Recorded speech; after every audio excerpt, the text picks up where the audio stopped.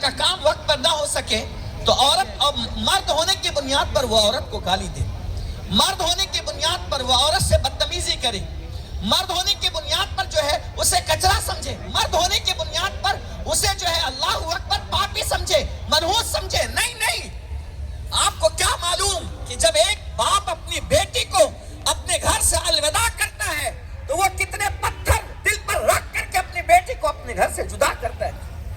اگر شریعت میں بیٹی کو اپنے گھر سے جدا کر کے دوسرے جگہ پر نکاح کرنا نہ ہوتا تو ایک باپ اپنے کبھی بھی جگر کے ٹکڑے کو اپنے گھر سے باہر نہیں کرتا، کبھی نہیں کرتا۔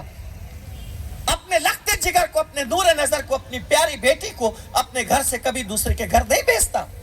لیکن شریعت کا حکم ہے، نسل انسانی کا بڑھانا ہے، اللہ کا قانون ہے کہ جب بچیاں بالغ ہو جائے تو ان کو دوسرے کے گھر بھیجا جائے۔ وہ اجنبی ہو کر تمہارے گھر آتی ہے اور ہم سب کیا کرتے ہیں؟ دیور الگ وہاں منہ چڑھایا ہوا ہے، ساس الگ منہ چڑھائی ہوئی ہے، سسر الگ منہ چڑھایا ہوا ہے، شوہر الگ کیا ہوا ہے، سب کے گھر کی بات نہیں کرتا۔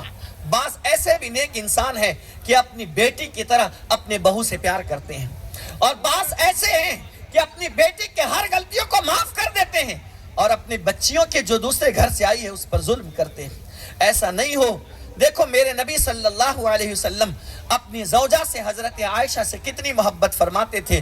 اللہ اکبر، ایک موقع ایسا تھا اللہ کے رسول علیہ السلام دسترخوان پر بیٹھے ہوئے ہیں اور جیسے ہی حضرت عائشہ نے گلاس اٹھایا پانی پینے کے لیے اور جہاں لب لگا کر کے حضرت عائشہ نے پانی نوش فرمایا اور جیسے ہی وہ گلاس رکھ دیتی ہے، اللہ کے نبی علیہ السلام اس گلاس کو اٹھاتے ہیں اور اسی جگہ سے پانی پیتے ہیں جہاں سے حضرت عائشہ نے اپنے منہ لگا کر کے پانی پیے تھے۔ آج بتاؤ کوئی مرد ایسا کرتا ہے؟ کوئی یہ پیار کرتا ہے؟ جو ہڈیاں حضرت عائشہ گوشت کھا کر ہڈیاں دسترخوان پر چھوڑ دیتی تھی، اللہ کے رسول علیہ السلام اس دسترخوان سے اس ہڈی کو اٹھا کر دوبارہ چوستے تھے اور کہتے تھے عائشہ یہ کام اس لیے کر رہا ہوں تاکہ میں تجھ سے محبت کرتا ہوں، میں تجھ سے پیار کرتا ہوں۔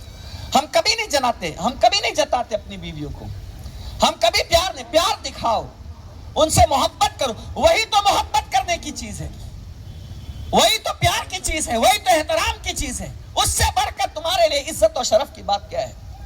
وہ کیا نہیں کرتی ہے تمہارے لیے، تمہارے سونے سے لے کر تمہارے جاگنے تک، تمہارے کھانے سے لے کر پینے تک، تمہارے کپڑے سے لے کر تمہارے گھر تک۔ تم تو باہر گھومتے ہو، گھر کی ساری ذمہ داریاں اللہ تعالیٰ نے اس عورت کے گھر سپرد کر دیا ہے۔ اس کا احترام کرو، اس کی قدر کرو، اس کی عزت کرو۔ اور ایک بات میں آخری جو سب سے اہم کرنے جا رہا ہوں وہ یہ کہ دونوں خاندان والے یہ اتنا یاد رکھیں، نہ شوہر اپنے گھر والوں کو اس بچی کے حوالے سے ورغلائے، نہ اس بچی کے ماں باپ شوہر کے حوالے سے ورغلائے۔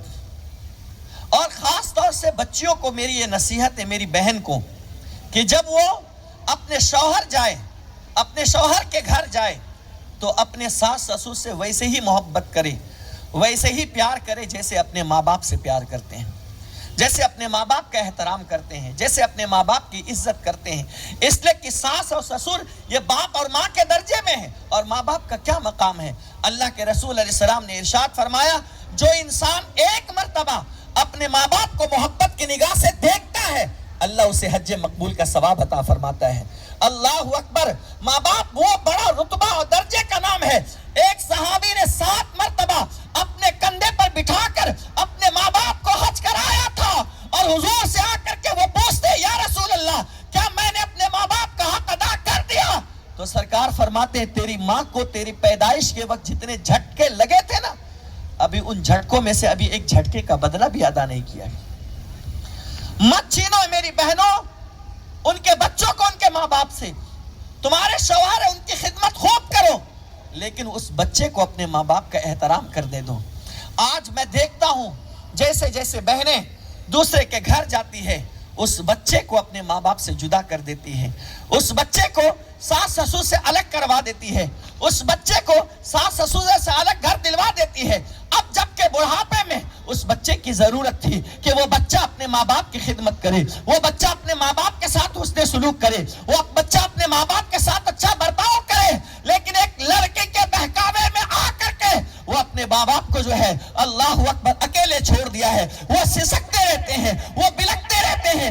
اتنا یاد رکھنا، جس طریقے سے عورت کے لیے اس کے شوہر کے قدموں میں جنت ہے، اسی طرح اس لڑکے کے لیے ماں کے قدموں میں اللہ نے جنت رکھ دی ہے، اور باپ کو جنت کے دروازوں میں سے بیچ کا دروازہ بنا دیا ہے۔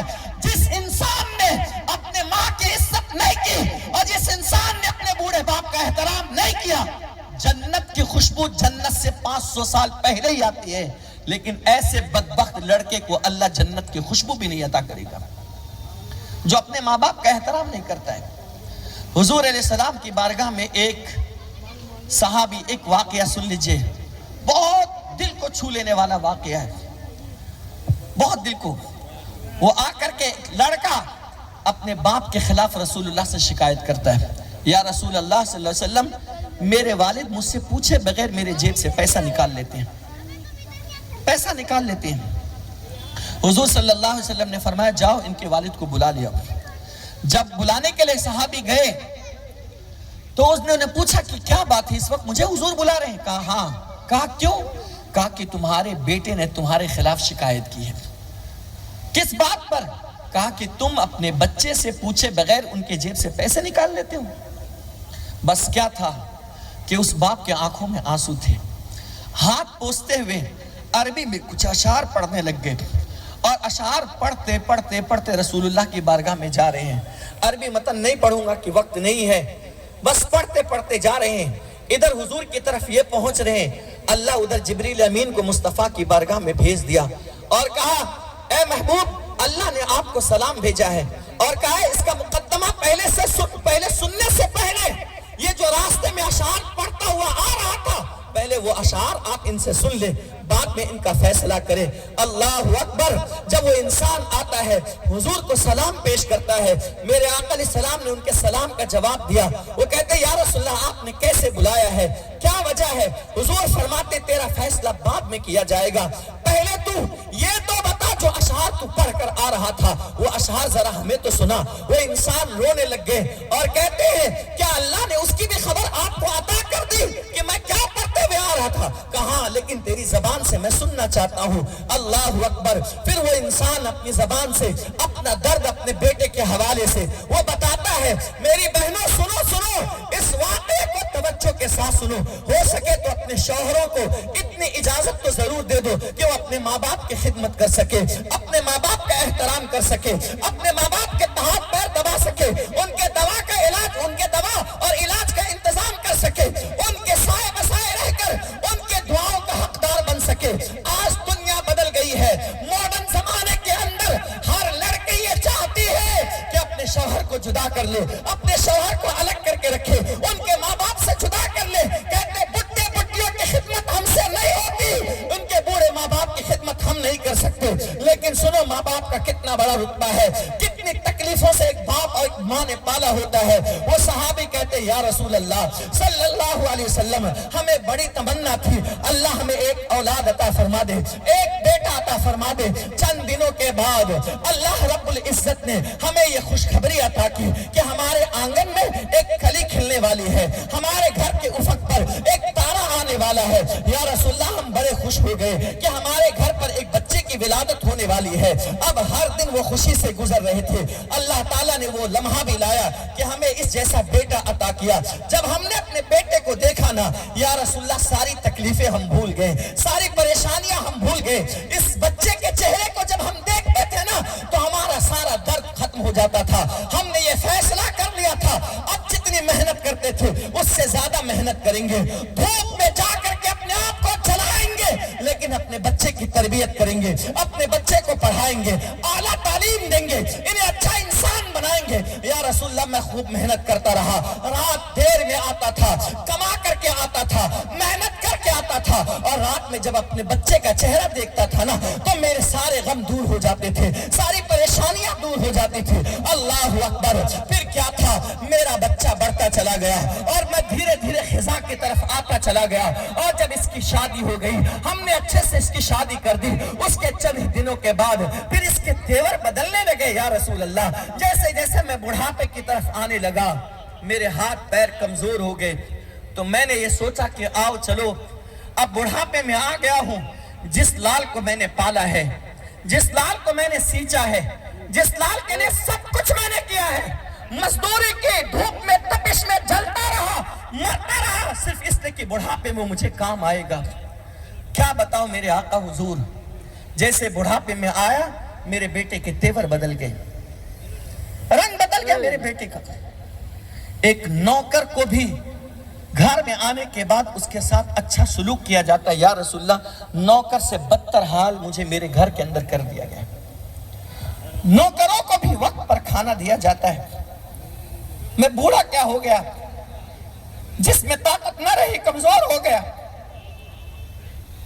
چل نہیں سکتا ہوں صحیح سے،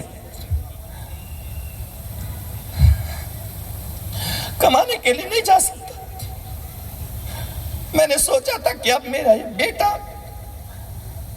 جوان ہو کر کے میرا سہارا بنے گا، لیکن حضور جب سے اس نے نکاح کیا ہے نا، شادی کی ہے، اپنی بیوی کے محبت میں آ کر مجھے بھی چھوڑ گیا اور میری بیوی کو بھی چھوڑ دیا۔